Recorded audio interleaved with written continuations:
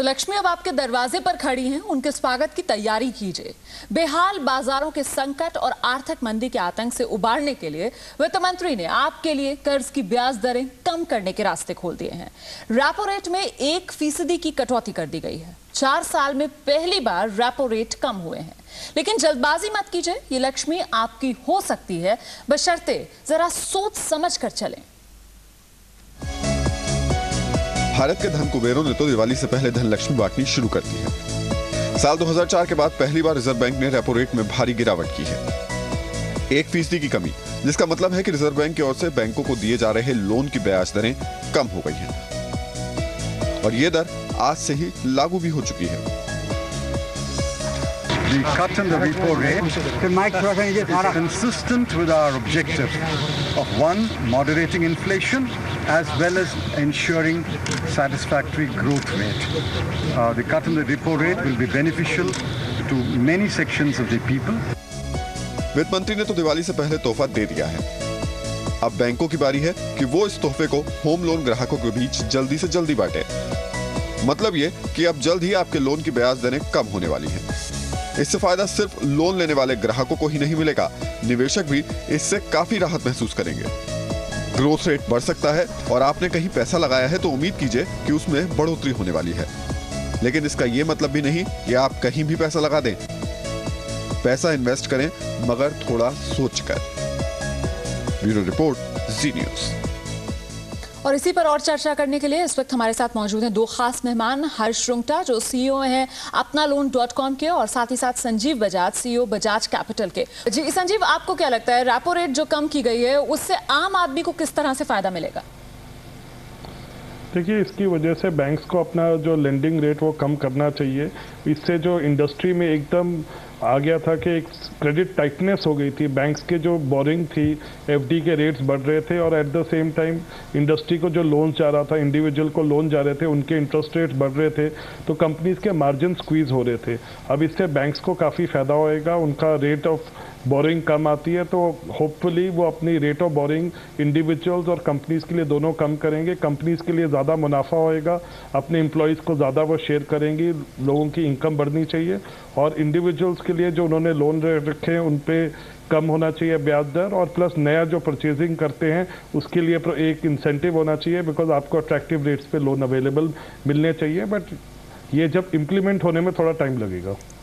चलिए बने रहिए, आप हमारे साथ बात करेंगे। हर्ष रुंगटा भी इस वक्त हमारे साथ मौजूद हैं, सीईओ अपनालोन.com के। हर्ष, लगता है आपको कि अब तक सरकार ने जो कदम उठाए हैं वो काफ़ी रहेंगे, या फिर कुछ और कटौती अभी देखने के लिए मिलेगी आगे सीआरआर में और या फिर रेपो रेट में और? ये कह पाना मुश्किल है, क्योंकि फ़िलहाल मार्केट में इतने जल्दी डेवलपमेंट्स हो रहे हैं, चाहे वो इंटरनेशनल मार्केट्स हों या हमारे मार्केट हों। लेकिन अगर एक अंदाज़ लगाना हो तो ये कहना मेरे ख्याल से मुश्किल नहीं है कि इसमें हम और भी स्टेप्स देखेंगे, चाहे वो आने वाली पॉलिसी रिव्यू में हो या उसके पहले या बाद में हो। आई थिंक ये एक सीरीज ऑफ स्टेप्स हैं जी, और डिपेंडिंग ऑन द सिचुएशन मेरे ख्याल से हमको और स्टेप्स देखने में मिलेंगे। इससे पहले की अगर बात की जाए, सीआरआर बढ़ाया गया था, रेपो रेट में एक तरह से बढ़ावा दिया गया था, उसमें बढ़ावा देखा था हमने, लेकिन अब जो कटौती की जा रही है इससे कहीं ऐसा तो नहीं है पहले से ही जो महंगाई बढ़ी हुई है वो और ज्यादा बढ़ती हुई देखेंगे हम? खैर, महंगाई बढ़ने के चांसेस तो है ही जी, लेकिन जो पिछले दिनों हमने देखा कि इन्फ्लेशन रेट भी थोड़ी कम हो रही है, और ऑब्वियसली एक ये बैलेंसिंग एक्ट है अवेलेबिलिटी ऑफ मनी में और इन्फ्लेशन में। तो इससे क्लियर ये सिग्नल ये मिल रहा है कि रिजर्व बैंक इंटरेस्ट रेट्स को जनरल इकोनॉमी में कम करना चाहती है। शायद इन्फ्लेशन की रिस्क उन्हें थोड़ी कम लग रही है अब, और इसलिए ये स्टेप लिया गया है। चलिए, संजीव भी इस वक्त हमारे साथ मौजूद है। संजीव, जैसे हर्ष ने भी बताया कि रिजर्व बैंक को इन्फ्लेशन की मार जो है वो शायद कम लग रही है, लेकिन क्या लगता है आम लोगों से इस पर महंगाई की मार बढ़ सकती है? नहीं, इससे मेरे हिसाब से महंगाई नहीं बढ़ेगी, बिकॉज आज की डेट में काफ़ी क्रेडिट कम है मार्केट में, तो लोगों को पैसे की ज़रूरत है। अगर ये पैसा कम रहता तो उससे डिमांड बहुत कम हो जाती, तो समा के उससे प्राइसेस घटती। अभी भी प्राइसेस घटेंगी बिकॉज कंपनी चाहेंगी कि वो अपना स्टॉक ज़्यादा से ज़्यादा बेचें। जो उनकी इन्वेंट्री बिल्डअप हो रही है, जो डिमांड कम हो गई है, वो उसको मीट करने के लिए। तो मेरे हिसाब से इससे इन्फ्लेशन पे इफेक्ट नहीं आना चाहिए। कमोडिटीज़ की प्राइसेस गिर रही हैं ग्लोबली, तो उससे भी एडवांटेज आएगा। तो मेरे इस कट से इन्फ्लेशन का इफेक्ट नहीं आएगा। जी हर्ष, बाजार के अंदर जिस तरह मंदी देखने के लिए मिल रही है, ऐसे में अगर कोई ये प्लान कर रहा है कि वो घर खरीदे इस दिवाली पर या फिर कोई गाड़ी खरीदे, और होम लोन में भी अब हम देखेंगे कि कटौती होगी, तो आपको क्या लगता है, क्या लोन लेना चाहिए इस वक्त, ये मुनासिब वक्त है? तो सही सवाल ये होना चाहिए नहीं कि आज लोन लेना चाहिए या नहीं, क्या मुझे आज कार लेनी चाहिए या घर लेना चाहिए जी। लोन तो एक जरिया है सिर्फ अपने उद्देश्य के लिए। तो फिलहाल जो सिचुएशन है तो उसमें रिस्क लेने की सिचुएशन बिल्कुल नहीं है।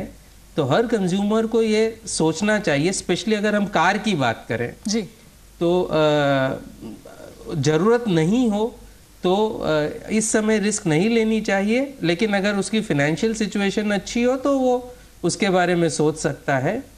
Same applies for home loan, but लेकिन थोड़ी कम हद तक, क्योंकि उसमें आपका एसेट क्रिएट हो रहा है। कहां से आएगी लक्ष्मी, खास पेशकश देख रहे हैं आप। दरअसल लक्ष्मी आपके दरवाजे पर खड़ी है, उनके स्वागत की तैयारी कीजिए। बेहाल बाजारों के संकट और आर्थिक मंदी के आतंक से उबारने के लिए वित्त मंत्री ने आपके लिए कर्ज की ब्याज दरें कम करने के रास्ते खोल दिए हैं। रेपो रेट में 1% की कटौती कर दी गई है। इस वक्त दो खास मेहमान हमारे साथ मौजूद हैं, हर्ष रुंगटा और संजीव बजाज। आप दोनों ये बताइए कि सरकार इतने कदम उठा रही है, लेकिन आम आदमी को कहीं ना कहीं ये सवाल भी सता रहा है कि आखिर उसका पैसा सुरक्षित है। इस सवाल का क्या जवाब होगा? देखिए, आज की डेट में गवर्नमेंट का जो बेसिक पर्पस है कि इंडस्ट्रियल ग्रोथ को मेंटेन करना। देखिए, जब यूएस की डिमांड कम हो गई है, यूएस की इकोनॉमी में प्रॉब्लम है, तो जो ग्लोबल डिमांड है वो कम हो रही है। तो हमें अपनी डोमेस्टिक प्रोडक्शन और डोमेस्टिक कंजम्पशन को बढ़ाना है। तो अगर हम लोकल मार्केट को डेवलप करना चाहता है तो हमें दोनों को स्टिमुलेट करना पड़ेगा, इंडिविजुअल्स को और कंपनीज को। और वही कंपनी गवर्नमेंट करने की कोशिश कर रही है कि गवर्नमेंट का बेसिक पर्पस है कि जो हमारा ग्रोथ रेट है वो 7% या उससे ऊपर मेंटेन रहे।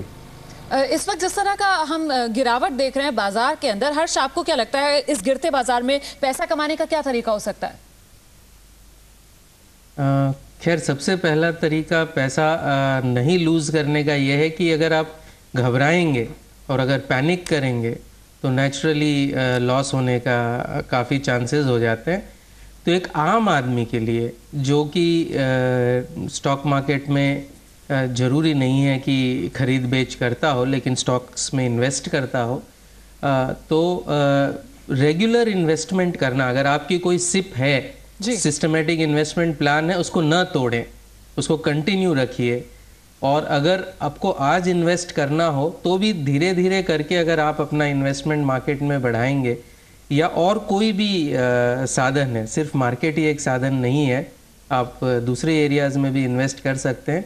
As long as slow and steady steps लेंगे, आम आदमी के लिए दैट इज़ द बेस्ट। चलिए संजीव, मार्केट के अलावा वो कौन से और विकल्प हो सकते हैं इन्वेस्टमेंट के?